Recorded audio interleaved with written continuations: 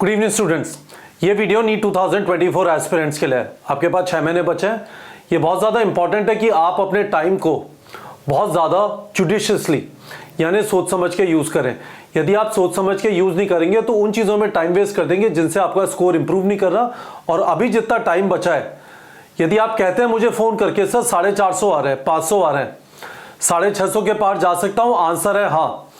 पर कैसे? How to score 650 plus from this point in NEET 2024। मैं इस वाले वीडियो में इस वाले क्वेश्चन का आंसर करना चाहता हूं। शांति से एक एक चीज समझने की कोशिश करिए, हो सकता है तो नोट से लीजिए। पर सबसे पहले यह चीज समझिए कि आपके दो पार्ट चल रहे हैं काम के। एक है सिलेबस कंप्लीशन वाला और दूसरा पार्ट है revision, mock test, weak area fixing वाला। यह पार्ट ऑब्वियसली बहुत ज्यादा इंपॉर्टेंट है। यदि आपका सिलेबस खत्म नहीं है, यदि आपका बचा हुआ टाइम पूरा सिलेबस खत्म करने में जाना है, आपको रिवीजन के लिए टाइम नहीं मिलेगा, that is okay for whatever reason. यदि आपने तैयारी लेट चालू की, यदि आप उस सिचुएशन में जहां पे आपको डिसाइड करना है सिलेबस कंप्लीट करूं या रिवाइज करूं, मैं आपको रेकमेंड करूंगा सिलेबस कंप्लीट करिए। यदि आपका सिलेबस कंप्लीट नहीं है तो आपका नीट में सिलेक्शन नहीं होगा। दूसरी चीज, जिनका सिलेबस कंप्लीशन की तरफ है या फिर 30, 40, 50% हो गया है, ड्रॉपर है, अब तैयारी एग्जाम के बाद चालू हुई और इस समय पे टिपिकली ड्रॉपर्स का 30, 40, 50% हो गया होता है। यदि आप 12th में और आपने 11th से चालू की थी तो आपका सिग्निफिकेंट सिलेबस खत्म हो चुका है। 11th पहले खत्म हो गया था, 12th का भी सिग्निफिकेंट खत्म हो गया होगा। आपको सिलेबस कंप्लीशन और रिविजन दोनों पे फोकस देना है और मेरा आपको यह कहना है कि revision would be the significant key for you to have a significant jump in your score. पर उसमें एक चीज का यह ध्यान रखना है कि हमारी तैयारी जो है it should be guided by weak area identification. इसका मतलब क्या है? Maximum time weak area fixing में जाना चाहिए, तब आपका स्कोर इंप्रूव होगा। बिल्कुल सिंपल सी चीज है। जो टॉपर्स होते हैं उन्हें पता होता है कि मुझे कहां पे टाइम लगाना है और कौन सी चीज मुझे आती है और उसके ऊपर टाइम नहीं लगाना। और वीक एरिया आइडेंटिफिकेशन जो है वो आपका मॉक टेस्ट से होगा। मॉक टेस्ट से आपने वीक एरिया आइडेंटिफाई किए और फिर उसके ऊपर मेहनत की। दुनिया भर के साधन अवेलेबल हैं, आपके पास क्वेश्चंस होंगे, आप उसके नोट्स वापस जाके देख सकते हैं, स्पेसिफिक टॉपिक्स के वीडियोस देख सकते हैं। पर अपने दिमाग में ये चीज बैठा लेनी है कि आपका स्कोर इंप्रूव नहीं करेगा यदि आप वही चीजें बार बार करते रहेंगे जो आपको ऑलरेडी आती है। और आपको कैसे पता चलेगा कि कौन सी चीज आती है नहीं आती? मॉक टेस्ट लिख के। तो पहली चीज तो ये समझ लीजिए, सिलेबस कंप्लीशन करना है और दूसरी चीज रिवीजन, मॉक टेस्ट, उसके बाद वीक एरिया आइडेंटिफाई हुआ और वीक एरिया फिक्सिंग हुआ।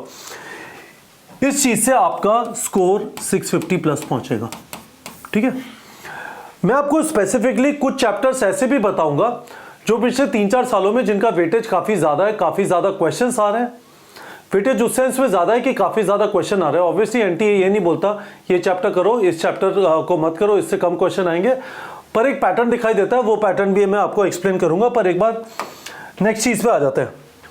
मैं यहां पे आपको बताना चाहता हूं क्या करो और क्या ना करो, क्योंकि टाइम लिमिटेड है। अल्टीमेटली टाइम लिमिटेड है। हमारे पास 5 साल नहीं है तैयारी के लिए, हमारे पास 6 महीने बचे हैं तैयारी के लिए। ठीक है, तो आप लार्जली 4 चीजें कर रहे हैं। थ्योरी कर रहे हैं, एमसीक्यू प्रैक्टिस कर रहे हैं, रिविजन कर रहे हैं और मॉक टेस्ट लिख रहे हैं, है ना। Recorded lectures are very good for revision purposes. ठीक है, पहली चीज।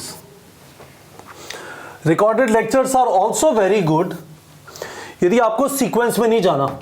फॉर एग्जाम्पल आप ड्रॉपर हैं, है ना, और आपने कुछ बार तैयारी की है। यदि आप लाइव क्लास में चलेंगे तो एक सीक्वेंस में भी पढ़ाया जा रहा होगा। That might not be very useful for you. आप रिकॉर्डेड लेक्चर्स का यूज करिए उन वाले टॉपिक्स को स्पेसिफिकली पढ़ने का जो आपको नहीं आते। ठीक है, क्लास में पढ़ते समय नोट्स लेना है, ये बहुत ज़्यादा जरूरी है। मेरे हिसाब से topper notes are not very useful.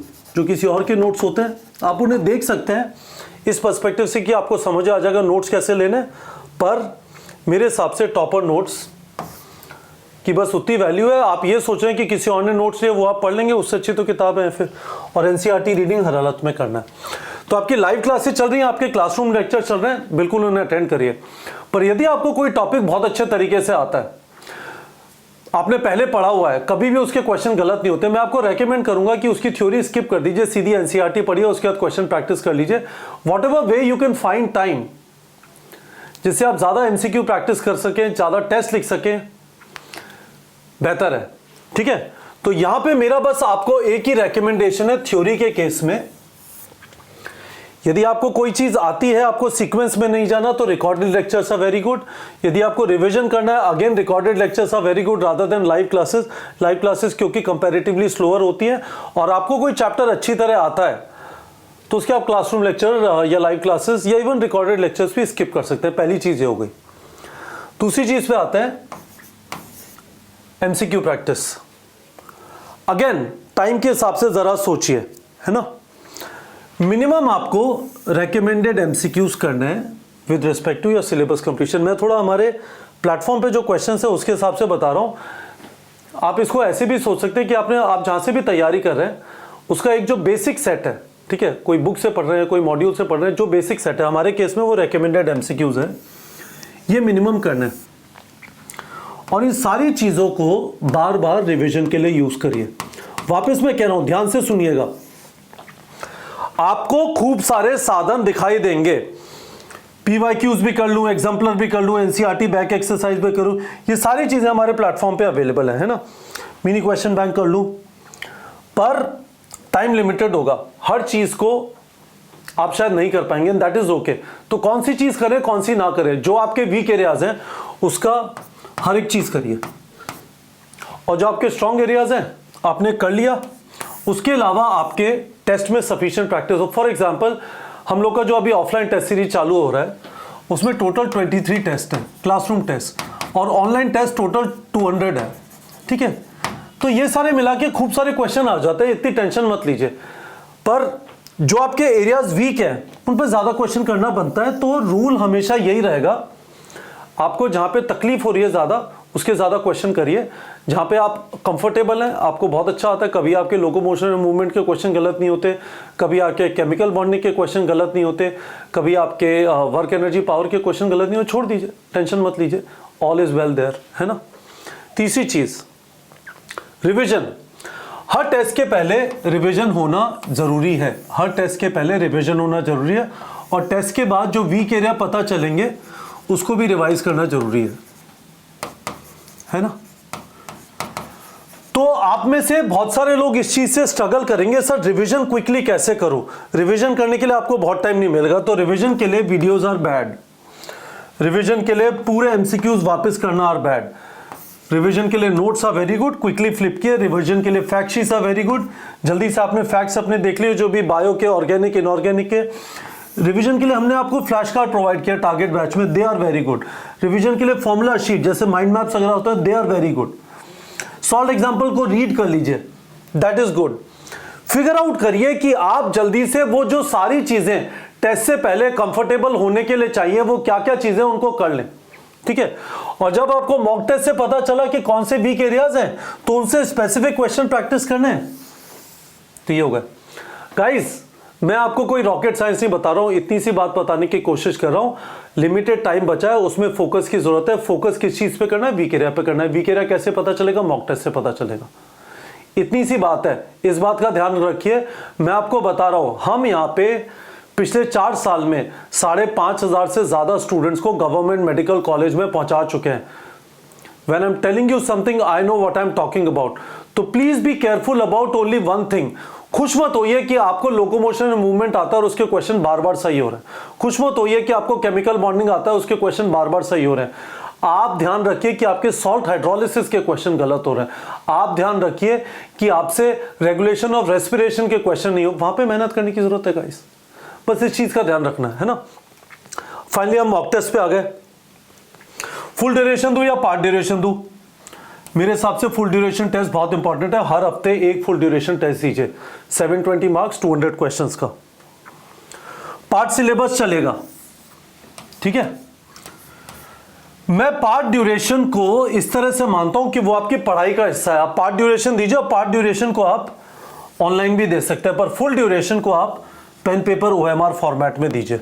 और फुल सिलेबस अभी देने की जरूरत नहीं है, बेमतलब में फोमो में मत आइए कि दुनिया बोल रही है मैंने फुल सिलेबस चालू कर दिया, नालायक है उससे दोस्ती तोड़ लो। जो भी आपको बोल रहा है तूने फुल सिलेबस चालू किया क्या, मैंने तो कर लिया, तो आपको डरा रहा है, फालतू टाइम वेस्ट कर रहा है। आधे लोग झूठ बोल रहे होते हैं। फुल सिलेबस आराम से आप मार्च एंड में भी चालू करेंगे, कोई प्रॉब्लम नहीं है, पर फुल ड्यूरेशन अभी से चालू करिए। और पार्ट ड्यूरेशन मैंने आपको बताया आप ऑनलाइन फॉर्मेट में दे सकते हैं, अदरवाइज आपको पेपर फुल ड्यूरेशन वाले सारे पेन पेपर OMR कम से कम फुल ड्यूरेशन वाले सारे पेन पेपर OMR फॉर्मेट में लिखने हैं।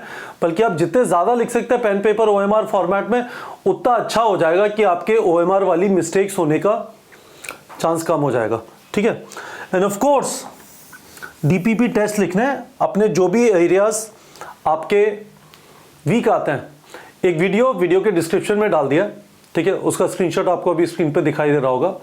उसमें मैंने एक्सप्लेन किया था टेस्ट से पहले टेस्ट और टेस्ट के बाद टेस्ट। इनफैक्ट हमने अपनी जो क्लासरूम टेस्ट सीरीज है उसके अंदर भी इस तरह से किया है कि आपको क्लासरूम टेस्ट तो होंगे 23, पर उसके पहले आप MCQs वगैरह पढ़ के जाएं, उनको प्रैक्टिस करके जाएं, और उसके बाद आप अच्छी तरह आके DPP वगैरह से अपनी वीक एरिया जो आइडेंटिफाई हुए टेस्ट देने के बाद उनको जनरेट करके आप अपने आप को इंप्रूव कर सके। वो सारी चीज़ें एक साथ बंडल कर दिया टेस्ट सीरीज के अंदर। तो टेस्ट सीरीज के अंदर टारगेट बैच भी है, प्रोडिजी के 200 ऑनलाइन टेस्ट भी हैं, 23 क्लासरूम टेस्ट हो गए, और उसके बाद शॉर्ट ड्यूरेशन रिविजन लेक्चर्स भी है जिससे आप प्रॉपर्ली रिवाइज करके जाएं। अब मैं आपको काफ़ी सारी चीज़ें बताई है ना, एक बार आपको यदि समरी चाहिए इसकी, तो समरी ये है, आपके पास लिमिटेड टाइम बचा है। आप जानते हैं 6 महीने बहुत ज़्यादा नहीं होता, ऑलरेडी आप में से काफ़ी सारे लोग प्रेशर फील कर रहे होंगे। तो उसका सोल्यूशन ये है कि आप रेगुलरली टेस्ट लिख रहे हैं, टेस्ट से जो वीक एरिया मिलते हैं उनके ऊपर ज़्यादा से ज़्यादा टाइम लगाइए, और जो वीक एरिया नहीं मिले उसके ऊपर बिल्कुल टेंशन मत करिए। अभी अपना सिलेबस कंप्लीशन चलता रहेगा, और साथ में जो रिविजन है वो ज़्यादा से ज़्यादा जहाँ पे आपको तकलीफ होती है, जो चीज़ आप भूल रहे हैं, जो वीक एरियाज हैं, उन पे लगाना है। तो अब एक चीज़ जो फाइनल बची है इस वीडियो के अंदर, जिन चैप्टर्स का आपको स्पेसिफिकली ध्यान रखना है ना, यदि ये चैप्टर खत्म नहीं हुए तो इनको थोड़ा पकड़ के रखो। बायो का हम लोगों ने क्या देखा है, एक लॉजिक है विच इज बॉटनी और जूलॉजी। कुछ चैप्टर्स ऐसे हैं जो प्योर प्लांट के हैं, प्योर एनिमल के, और कुछ चैप्टर जो हैं जो बोथ में आ जाते हैं।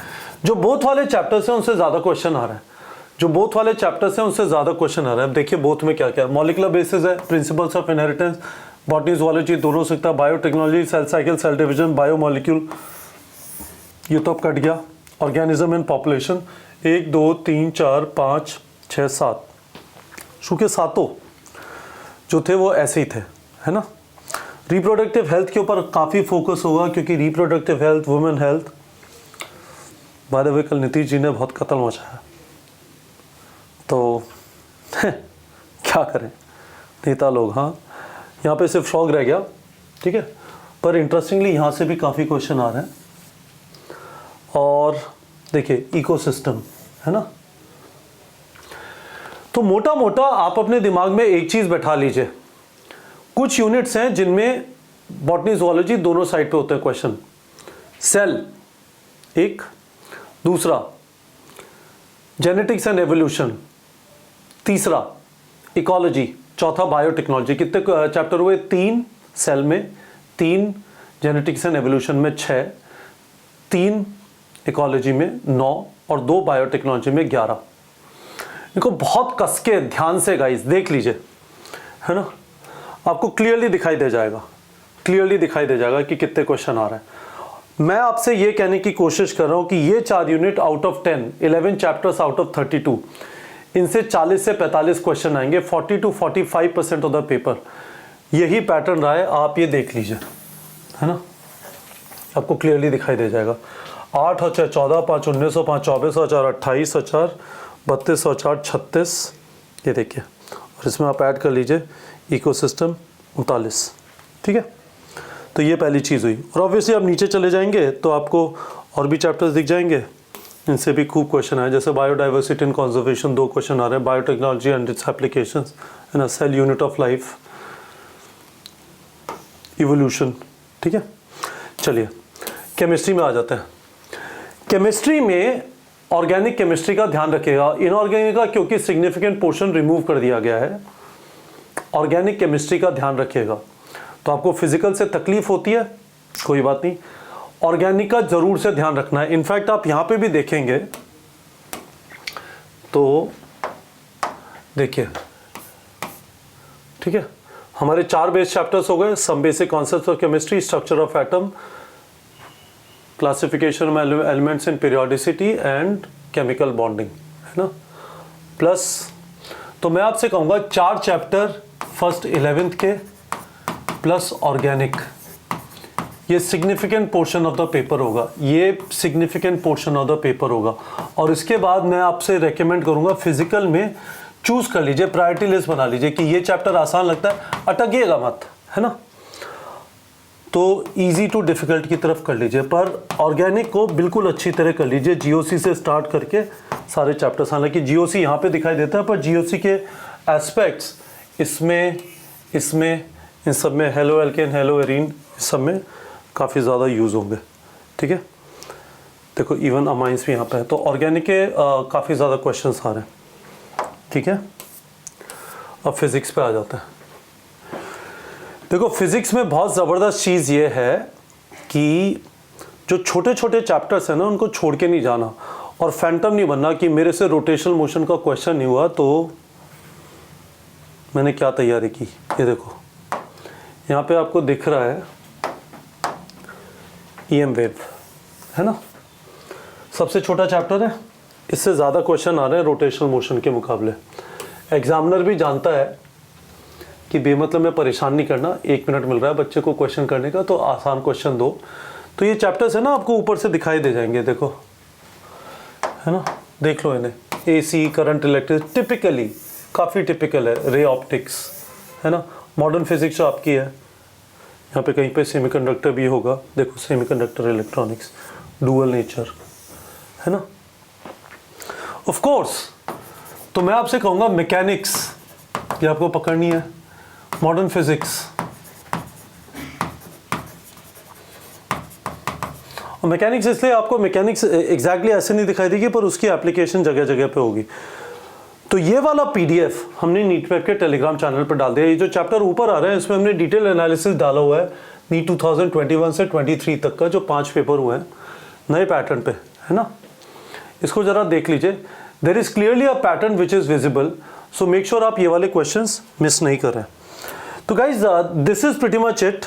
मैंने अच्छी तरह से वापस बोर्ड को खूब गंदा कर दिया है, पर आइडिया ये था कि मैं आपको एक पर्सपेक्टिव दे दूं कि इस बात का ध्यान रखिए, जो आप टाइम स्पेंड कर रहे हैं वो उन्हीं चीज़ों पे जाए जहां पे आपका डिस्कम्फर्ट है, जहां पे आपके वीक एरियाज हैं, जहां पे मॉक टेस्ट ने आपको बताया कि और मेहनत चाहिए, ये चीज़ आती नहीं है, यहाँ पे कॉन्सेप्ट वीक है, ये वाला टॉपिक पढ़ने की ज़रूरत है। हमारा फोकस इस प्लेटफॉर्म पर बहुत ज़्यादा टेस्टिंग के ऊपर होगा इस पॉइंट से ऑनवर्ड्स। क्यों? क्योंकि टेस्टिंग के थ्रू ही वीक एरिया पता चलता है, और जब आप वीक एरिया फिक्स करते हैं तो आपका स्कोर पहुंचेगा 650 प्लस। वापस पिछले 4 नीट के एग्जाम में टोटल मिला के 5,500 से ज़्यादा स्टूडेंट्स का neetprep.com के MCQ प्रैक्टिस और टेस्ट देके गवर्नमेंट मेडिकल कॉलेज, मैं वापस बोल रहा हूँ, क्वालिफाई करने की बात नहीं कर रहा, MBBS सीट मिली है गवर्नमेंट मेडिकल कॉलेज में। तो इस बात का ध्यान रखिए, अपने प्लान के अंदर टेस्टिंग को घुसा लीजिए, टेस्टिंग के बाद प्रॉपर एनालिसिस करके वीक एरिया आइडेंटिफाई करके उसे फिक्स करिए, उसके रिवीजन पे टाइम दीजिए, and you are going to be good. ये टारगेट करना बनता है गाइस, पेपर बहुत मुश्किल नहीं आ रहा, प्रॉपर्ली इस टाइम को यूज करिए। आपका कोई भी सवाल है वीडियो के कमेंट सेक्शन में पूछ लीजिए। हमारा फोकस बहुत ज़्यादा रहेगा टेस्टिंग पे।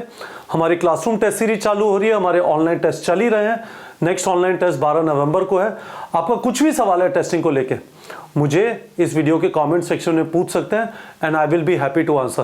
Best of luck to all of you. Tension मत लीजिए, जस्ट ये फिगर आउट करिए आपका कौन सा एरिया वीक है, वहां पे मेहनत डालनी है, जो एरिया आसान है उसकी टेंशन मत लीजिए। ठीक है बच्चों।